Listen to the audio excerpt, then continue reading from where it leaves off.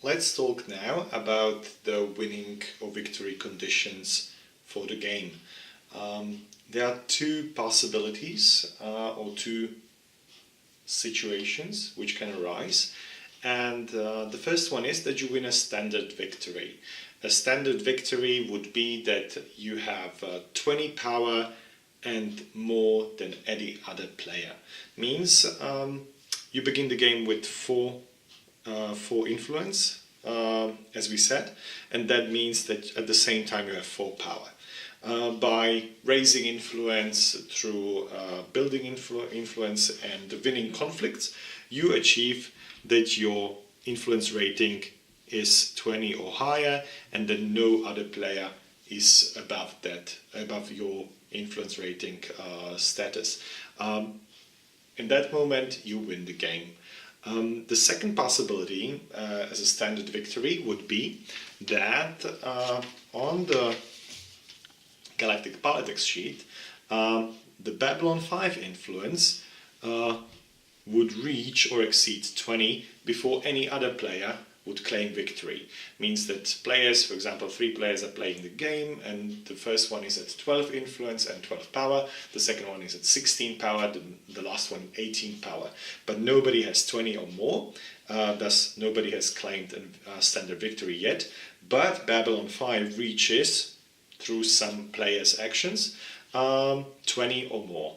At this point, the game ends with Babylon 5 being a peaceful solution, meaning the galaxy reaches a peaceful situation or a peace end, and the guy or the girl with the most influence wins. So if those players had 12, 16 and 18 power respectively, the guy or girl with 18 influence or power would win the game.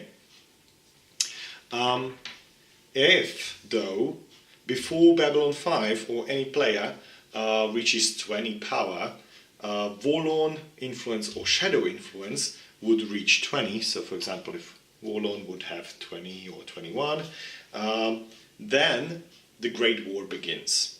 And this kind of makes things harder for the players to reach a conclusion of the game or win the game, as for a major victory, which is then needed, there are two possibilities. Either you still have more power than any other player and have by 10 more than the next player after you. So example, you have 32 and the next player has 21, which would, or 22, which would mean that your power is higher or the most of all players, and the next player behind you is 10 less.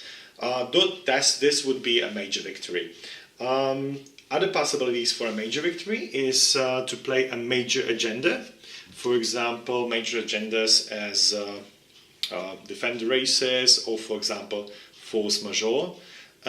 In these cases, some of the major agendas say that you immediately win when you fulfill some conditions on those. For example, here it is, if you have at least 20 or more military and 20 more than any other faction, and you win a war conflict initiated while this agenda is played, you score a major victory that turn. So you don't have to have 10 more in power than anybody else, you have to fulfill the stipulations on the card.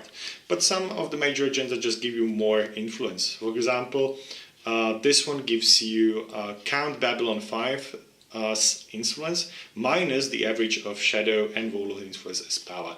So if, for example, Babylon 5 would have 10 influence and Warlords and Shadows through some reasons 0, this agenda would give you 10 influence, which would maybe be enough to win the game. So the major agendas are a possibility here. My group plays with a cap of how much power an agenda can give you. If we are playing with just normal agendas for standard victory, an agenda can give you maximum 5 power. And for major victory major agendas, the cap is at 10. So a major agenda, if for example in this case the difference between the average and the max of Babylon 5 influence would be 15, only 10 power would be counted towards the winning conditions for that player who uses defend races. So those are the differences, and those are the winning conditions in Babylon 5.